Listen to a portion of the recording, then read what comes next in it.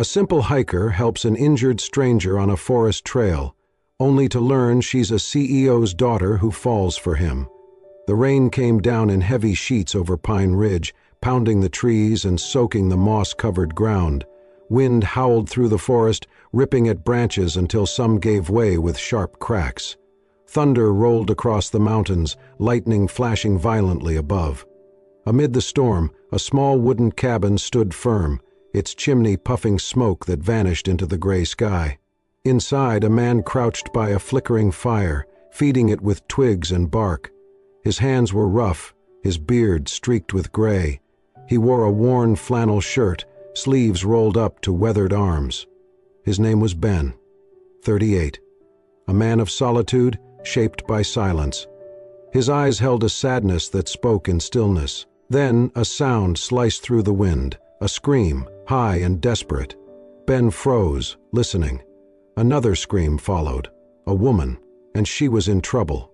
He grabbed his jacket and rushed into the storm. Rain hit him like needles, soaking through instantly. He moved quickly, scanning the path ahead until he spotted her, near a rocky incline, sitting in the mud, one knee bloodied, her soaked hair clinging to her face. Her clothes, too polished for the forest, were torn and drenched. "Stay back," she shouted, scrambling away, pain flashing in her eyes. Ben halted a few feet away, hands raised. "You're hurt, let me help." "I said stay back," she snapped, her voice shaking. "You can't walk out of here, your knee's injured.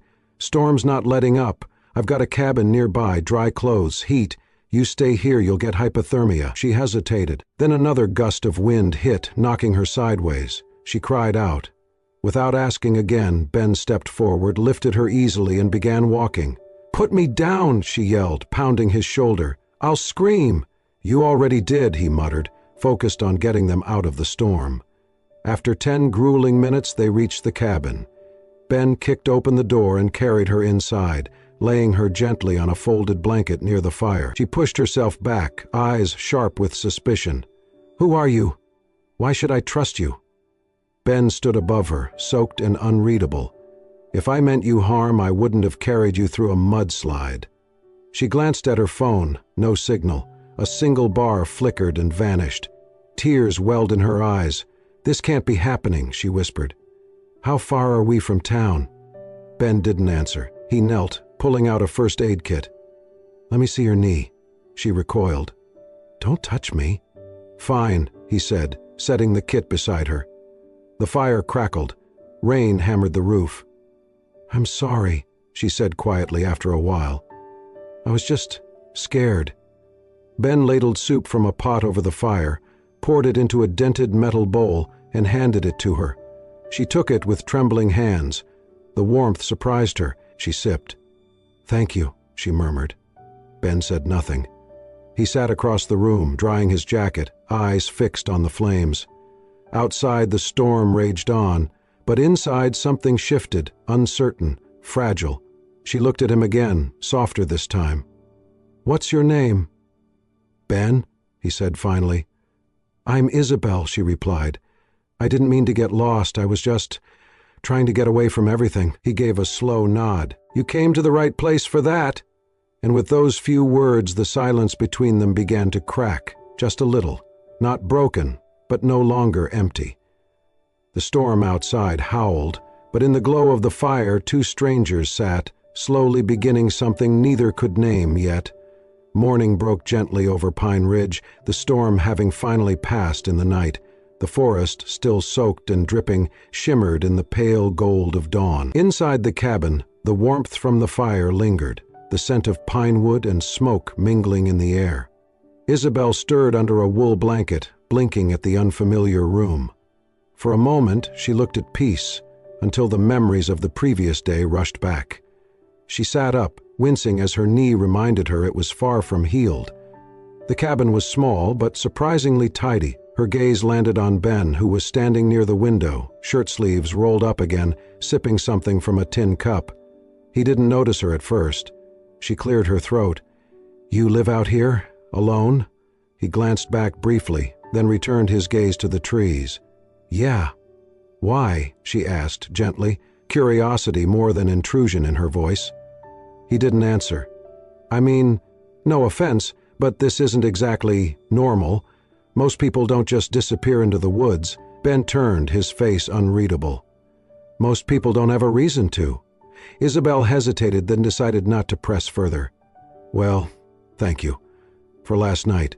For the soup, the fire, not letting me die.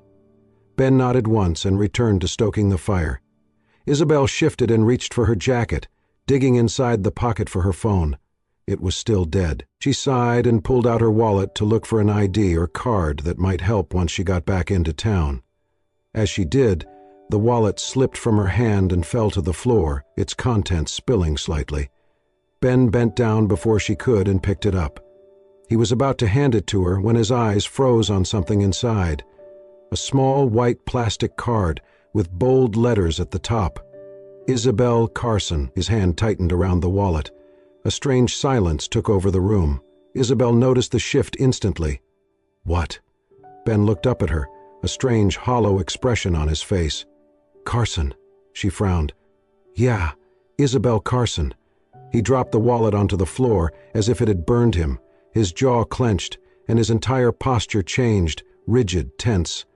Unbelievable, he muttered, stepping back. Of all people, it had to be you. Excuse me? She asked, confused by the sudden change in him. Ben's voice was low and bitter. Carson, Walter Carson, your father? Isabel slowly nodded, now wary. Yes. Do you know him? Ben laughed, but there was no humor in it. Know him? I know what he is, what he's done. Your father is the reason my family lost everything. Her mouth parted in disbelief. What are you talking about? He turned away, pacing once before spinning back to face her. 10 years ago, your father's company bought out this land, claimed eminent domain, said it was for eco-development. Bulldozed homes, displaced families. My family. This forest was my home. My parents built our house with their bare hands. We were forced out. My mother, she never recovered.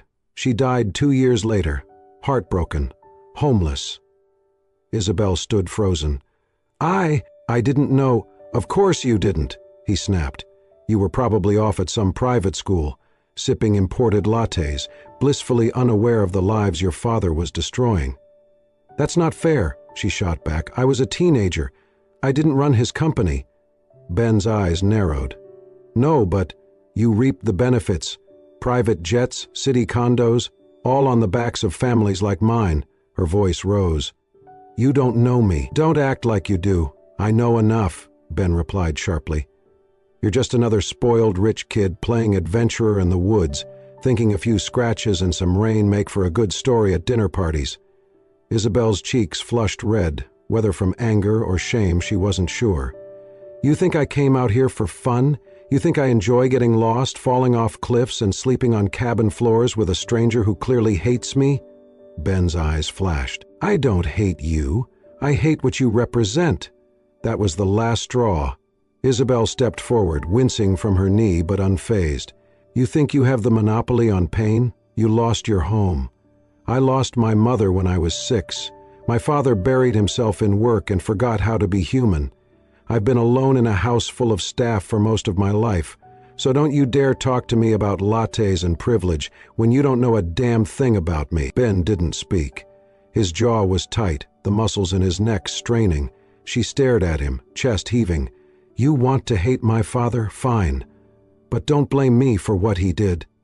He looked at her for a long time, something flickering behind the storm in his eyes, but instead of softening, his expression hardened. You don't get it, he said coldly.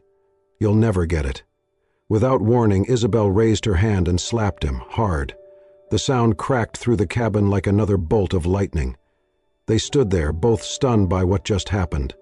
Isabel's eyes glistened with unshed tears. I thought you were different, she whispered. But you're just like him, angry, cold, and completely incapable of seeing people beyond your pain. She turned away, limping toward the cot in the corner, wrapping herself in silence and a blanket she no longer found comforting. Ben stood frozen, breathing hard, staring at the floor. The wallet still lay where he had dropped it, the name Carson staring up at him like a ghost.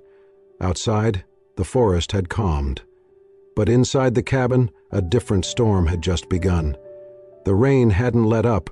Though the storm had calmed from its earlier fury, it now fell in a cold, steady curtain that shrouded the forest in a soft gray haze. The wind had quieted, but the trees still murmured, heavy with water and secrets. Inside the cabin, the air was warmer but tense, thick with the silence that had settled between Ben and Isabel.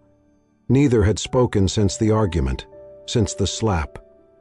Ben sat by the fire, slowly whittling a piece of wood, the blade clicking rhythmically, his back to her. Isabel lay curled on the cot, the blanket wrapped tightly around her, unmoving. She hadn't touched the food he had left for her. Her breaths were shallow, her silence like a wall between them. Then Ben heard something, a sound so faint it was almost swallowed by the crackle of the fire. A whimper. He turned. Isabel was trembling. Her face was flushed, her lips dry and pale. Beads of sweat clung to her forehead, and her eyes fluttered behind closed lids. "Isabel?" he said, his voice cautious. She didn't respond. He moved to her side, crouched down, and touched her shoulder. Her skin was burning. "Isabel," he said again, louder now. Still no answer. Then came a whisper, soft and broken. "I'm sorry, Mom. I didn't want to become like him." Ben froze. His gaze moved over her, her fevered skin, the way she curled in on herself, the weak grip she had on the blanket. She was burning up. "Damn it," he muttered, and sprang into action. He soaked a cloth in cool water and pressed it gently to her forehead. He adjusted the blanket, careful not to wake her, even as she stirred, moaning softly, trapped somewhere in a fever dream. "I just wanted him to see me," she murmured. Ben sat back on his heels, stunned. The woman he had resented, who he thought had everything, was not just Walter Carson's daughter. She was someone carrying pain of her own. When morning came, the fever broke. Isabel stirred, blinking slowly. Her gaze found him beside the fire, his eyes already on her. "How long was I out?" she rasped. "Most of the day," he said. "Fever hit hard." She sat up slowly, confusion and fatigue still heavy in her expression. I'm sorry." Ben nodded. "You said some things in your sleep." She froze. "Did I?" He hesitated. "You said you didn't want to become like your father." Isabel looked down at her hands, then away. "It's true," she said quietly. "People think being his daughter means I've lived some perfect, polished life, private schools, limousines, luxury, but none of that matters when the one person you need most doesn't know how to love you." Ben said nothing. "My mother died when I was 6, she continued. "She was soft, kind. She sang to me at night. After she was gone, my father didn't know what to do with a little girl, so he didn't try. I was raised by strangers in uniforms. I spent my life trying to earn his attention, his approval, but I was just another fixture in his empire." Her voice cracked.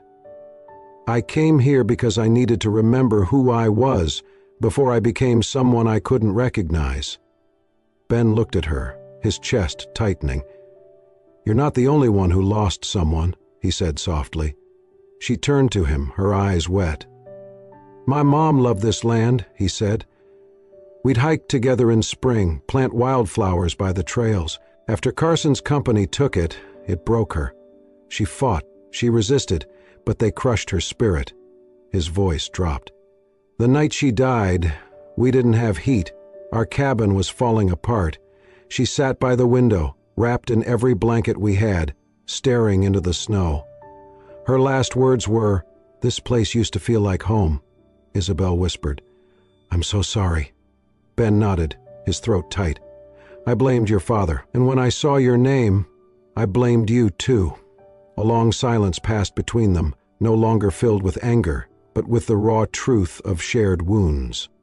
Outside, the rain continued, softer now, almost gentle. Ben returned to his seat by the fire.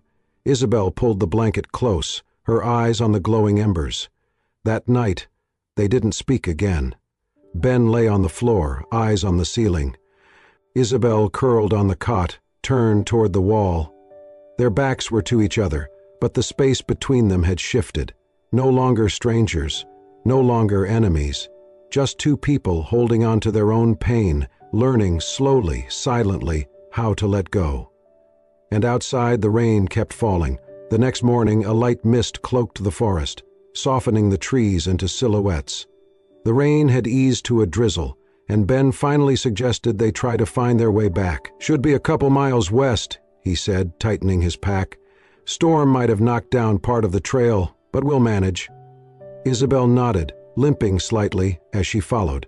Her knee was still sore, but functional. They walked in silence, the forest whispering around them with birdsong and the soft patter of dripping leaves. After a while, Isabel glanced at Ben. "If you'd told me a week ago I'd be hiking with a man who couldn't stand me, I'd have laughed." Ben gave a faint smile. "I never said I couldn't stand you." "You didn't have to." They walked a bit farther when Isabel stepped on a slick patch of moss. Her foot slipped, and before she could catch herself, she tumbled down the slope. "Ben?" she cried out. He rushed to the edge and saw her below, about 10 feet down, lying in a narrow rocky crevice, clutching her ankle. "Are you okay?" he called. "I think I twisted it. I can't move." Ben scanned the edges, too steep for a rope, too slick to climb safely. He braced himself and lowered into the gap, maneuvering down carefully until he reached her side. The crevice was cramped, damp, barely wide enough for them to sit. Water trickled down the stone walls and cold settled in quickly. Ben checked her leg. "Not broken, just a bad twist. We'll wrap it when we're out." "If we get out," she whispered. "We will," he said, though he knew help might take hours. As the cold seeped in, Isabel began to shake. Her breathing grew uneven. "Hey," Ben said softly. "You're all right." "I hate small spaces," she gasped. "I feel trapped." He reached for her hand, gently. "You're not alone. I'm right here." She closed her eyes, trying to breathe. "When I was a kid," Ben said, "my mom used to take me to a grove near our cabin. We'd lie on our backs and look through the trees. She said the branches looked like stained glass, like nature's cathedral." Isabel's trembling slowed. "She used to hum a tune she made up," he added. "I never forgot it. It sounded like peace." He wrapped an arm around her shoulders, sharing his warmth. She leaned in, her body relaxing into his. "No one ever held me like this," she said quietly. "No stories, no comfort." Ben looked at her, saw the tears forming in her eyes. "You treat me like a real person," she whispered. "Not a title, not a burden." He squeezed her hand gently. "Because that's what you are." She cried softly, not turning away, and he didn't look away either. They stayed close, wrapped in a silence that felt safe, not empty. Eventually, Ben reached into his pack and pulled out a flare. He lit it, and bright orange smoke curled upward through the narrow opening above them, casting a warm glow on the stone walls and their faces. Minutes passed before voices echoed through the trees. "Over here," Ben shouted. "We're down here." Rescue workers appeared at the top. It took time, but ropes were lowered, and they pulled Isabel out first, then Ben. They checked her leg and offered a ride back. Ben helped brush dirt from his pants as Isabel stood nearby, looking at him. "They can take you," he said. "You'll be okay." She didn't move. "I don't want to go yet," she said softly. Ben looked at her, surprised. "If I leave now," she added, "I think I'll lose something I didn't even know I needed." He didn't reply, but his eyes softened. Around them the forest still held the scent of rain and earth, and between them something unspoken remained, fragile, real, and waiting. And for the first time neither of them turned away. The city was a world apart from Pine Ridge, loud, blinding, suffocating in its restlessness. The moment Isabel stepped off the private medical jet onto the rooftop of the Manhattan hospital, cameras were already waiting. Flashbulbs erupted like lightning. Reporters crowded the sidewalk below with microphones pointed skyward. The headline had spread faster than she imagined. "Heiress rescued by wilderness hero after near-death ordeal." She was a story now, her name back in the press. But for the first time, she did not care about the spotlight. All she could think about was the warmth of a cabin under the pines, the sound of fire crackling, and the man who had saved her, not just from a fall, but from something much deeper. As doctors examined her ankle and the fever she'd recently recovered from, Isabel answered questions half-heartedly. She wasn't really there, not in spirit. 2 days later, her father returned from a business trip in Tokyo. Walter Carson was as composed as ever, tailored suit, silver cufflinks, every strand of his pepper-gray hair in place. But something changed when he walked into her penthouse and saw her sitting in silence by the window.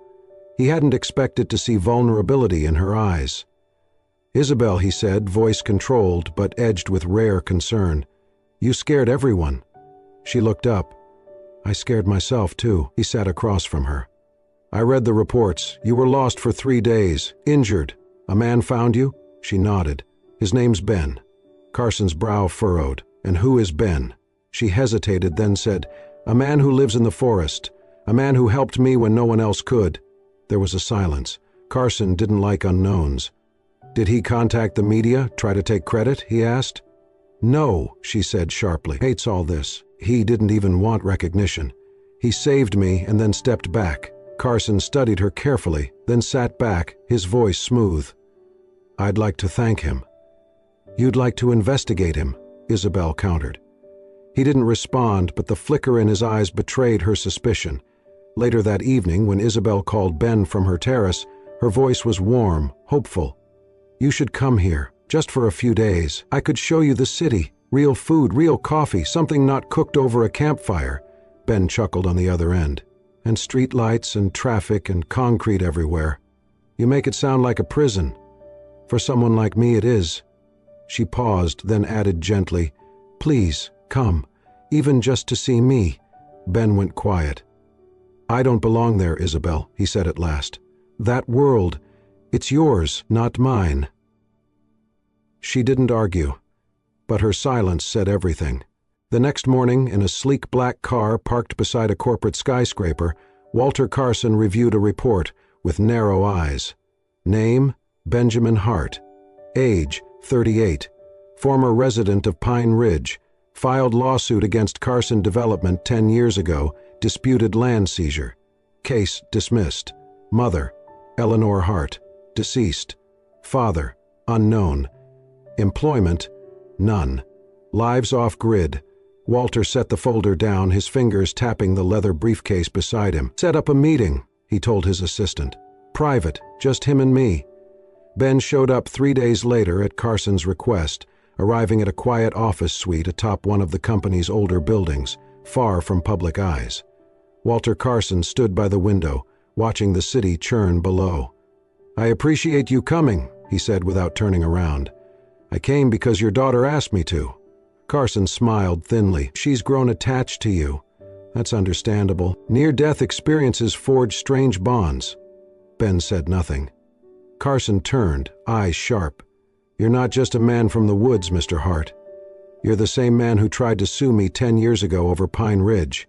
Ben's jaw tightened, but he remained still. "I remember your mother," Carson continued. "She caused a bit of a stir. But the law sided with us. You lost. But not before I watched my mother die. Cold, broke, and heartbroken." Carson ignored the jab. "I understand your pain, but I cannot allow the past to dictate my daughter's future." Ben narrowed his eyes. "Is that a threat?" "It's a negotiation," Carson said calmly. "You walk away from Isabel and I make sure your name stays clean. I will not expose your past, your failed suit, your bitterness, but if you stay near her I will paint you as a fraud, an opportunist, a man who manipulated a grieving young woman for attention." Ben stared at him in disbelief. "She's not property," he said. "You do not get to trade her like a business deal." "She is my daughter," Carson said, voice cold now. "And you are a ghost of a world we buried a long time ago." Ben didn't respond. He turned and walked out of the room without another word, but his silence spoke volumes. The line had been drawn, and somewhere in that towering city of glass and steel, a battle for more than love had just begun. The forest had begun to shift with the season. The air turned crisper, the leaves taking on shades of rust and gold. Birds flew lower, and the hush between the trees deepened. Ben was repairing the roof of the old cabin when he heard the distant crunch of footsteps. Fast, uneven, familiar. He turned and saw her. Isabel stood at the edge of the clearing, hair tousled from the hike, boots muddied, breath short from the climb. Her eyes locked onto his with something fierce, desperate, and unyielding. He froze. She stepped forward. "You didn't answer any of my calls." Ben returned to hammering. "I figured that was the message." She came closer. "I needed to see you." "You should not have come here," he said, keeping his voice even. "Not after what your father said." "I don't care what he said," she snapped. "I don't care about his money or his threats. I care about you." Ben finally looked at her, really looked, at the sweat on her brow, the fire in her eyes, the trembling in her hands. "I'm not part of your world, Isabel," he said quietly, "and you don't belong in mine." "You don't get to decide that," she said, her voice cracking. "You don't get to walk away from this like it meant nothing." He stepped down from the ladder, set the hammer aside. "It didn't mean nothing," he said. "It meant too much. That's why I'm letting it go." She stared at him in disbelief, her voice barely above a whisper. "You're not letting it go, you're running." Ben looked down at his hands. "If I stay, I'll always be the man who brought shame to your family. The lawsuit, the press, your father. He'll never stop, and I won't be the reason you lose everything." "I don't want his everything," she said, tears rising. "I want my own. I want a life that feels real, and I only ever felt that here, with you." Ben swallowed hard but said nothing. When he didn't move, didn't speak, Isabel exhaled shakily. She reached into her coat, pulled out a folded piece of paper, and held it out. "Then at least read this, when I'm gone." He hesitated but took the letter from her hand. She looked at him one last time, her eyes brimming with pain. "You think pushing me away protects me, but it's not protection, it's punishment for both of us." And with that she turned and walked back into the forest. Ben stood in the clearing long after she had disappeared. That night the wind picked up. Leaves rustled outside the cabin, whispering like ghosts around the walls. Ben sat by the fire, the letter unopened on the table beside him. His hand hovered over it for a long time before he finally picked it up. The paper was creased, the ink smudged slightly from where her tears had touched it. "Dear Ben, I grew up in a house with chandeliers and grand staircases and walls so thick they kept out every sound, including the ones I wanted to hear the most. My father filled that house with power but never with love. I would have traded every painting, every car, every gala night for one dinner where he looked me in the eye and asked how I was doing. I used to cry myself to sleep in a room twice the size of your cabin, but in that little space under the pines, with the fire crackling and the storm raging outside, I didn't cry. I felt safe. I felt seen. You think you're not enough for me, but the truth is, you're the only thing that's ever made me feel like I was enough for myself. If I never see you again, I hope you'll remember this. You saved me, not just from the fall, but from the life I was suffocating in. Yours, Isabel." Ben's eyes burned. He let the letter rest in his lap, his gaze locked on the flames dancing in the hearth. Every word echoed louder than the next, carving through the walls he had spent years building around his heart. Outside, the wind howled. Inside, a single tear slipped down his cheek. The call came just after midnight. Isabel's hands trembled as she held the phone, her voice caught between disbelief and fear. "There was a landslide," the voice on the other end said. "Your father was overseeing the site in North Ridge. We lost contact with him hours ago. GP's last showed his signal deep in Sector 4, dense forest, steep terrain, not yet cleared for trails." Isabela's mind raced. That part of the forest was untouched, wild, just miles from Pine Ridge. "There's only one person I know who could find him," she whispered.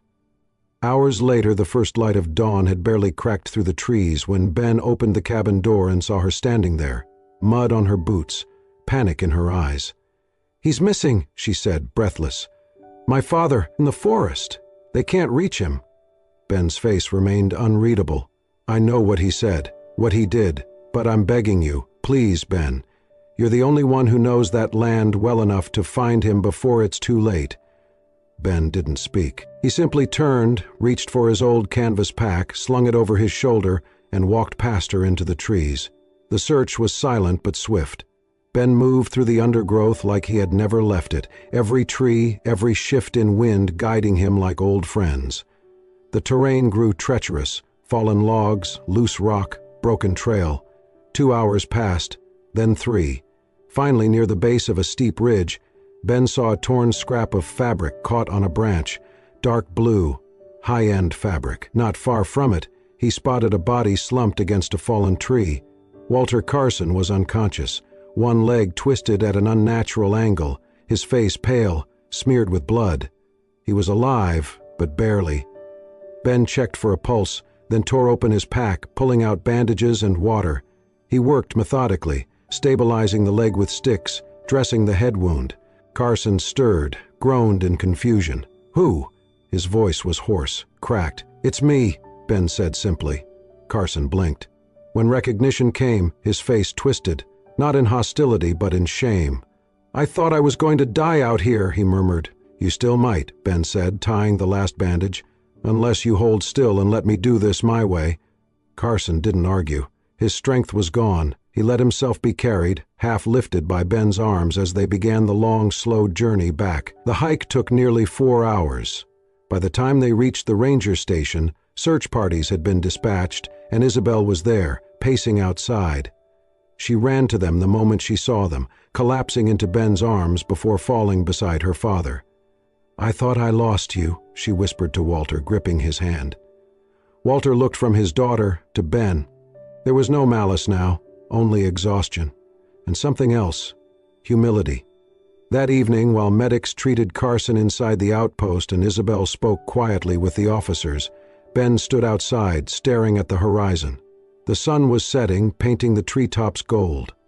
The door creaked behind him. Carson stepped out, leaning on a crutch, bandages across his head. "I owe you my life," he said. Ben didn't turn. "You owe it to your daughter. She's the reason I came."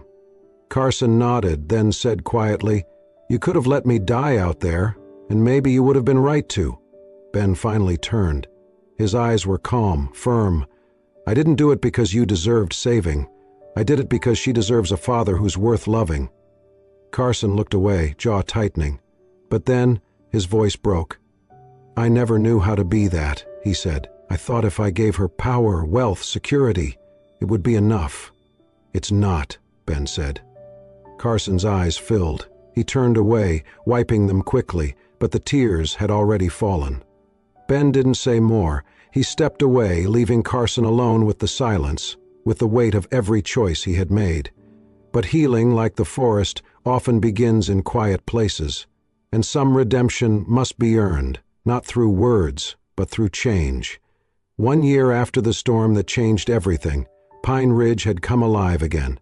Soft moss covered the forest floor, wildflowers pushed through sun-dappled shadows, and the trees stood tall and welcoming.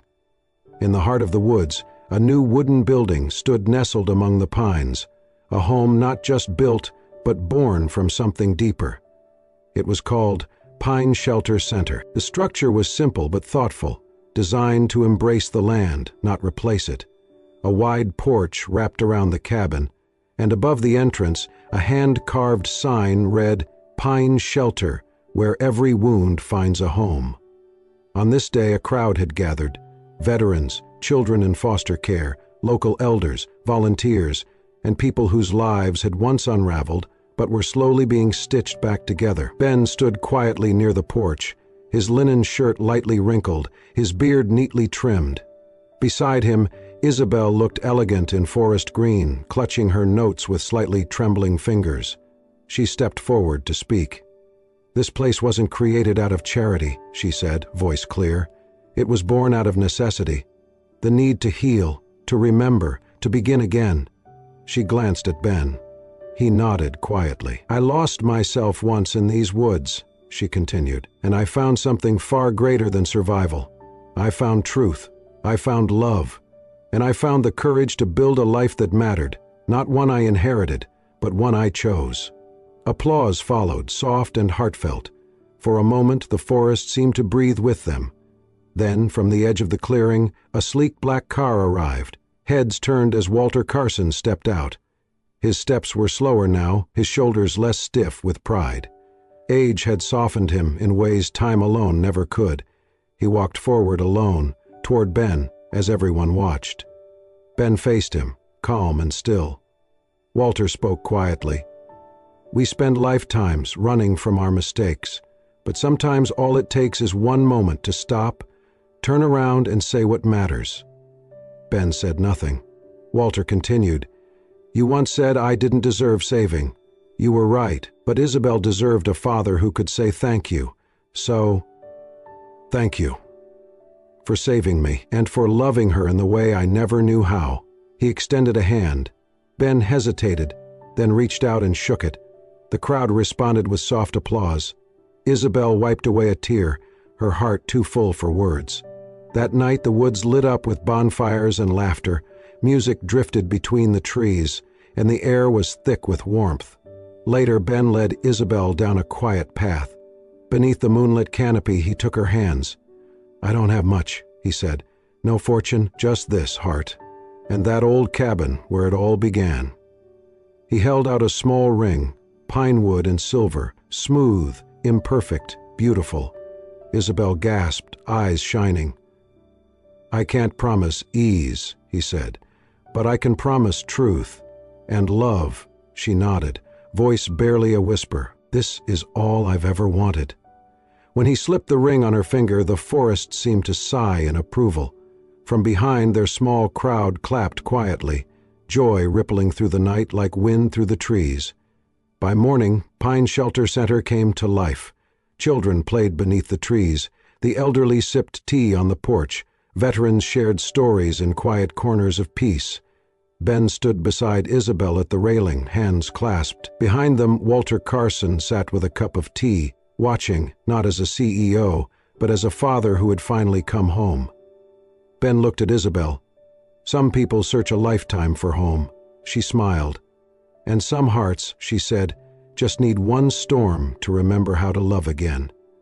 They stood there, side by side, in a place born from pain and now alive with hope. And so, in the quiet heart of Pine Ridge, where pain once echoed through the trees, healing found its voice. From a chance encounter in a storm to a love that defied all odds, Ben and Isabel taught us that sometimes the deepest wounds bring forth the most beautiful new beginnings. Because love isn't always loud. Sometimes it whispers in the rustle of leaves, in the warmth of a cabin fire, or in the simple act of staying when it's easier to walk away. If this story touched your heart the way it touched ours, don't forget to like, share, and subscribe to Soul-Stirring Stories, where every week we bring you powerful tales that heal, inspire, and remind us all of the beauty in being human. Until next time, stay kind, stay hopeful, and never stop believing in the power of love.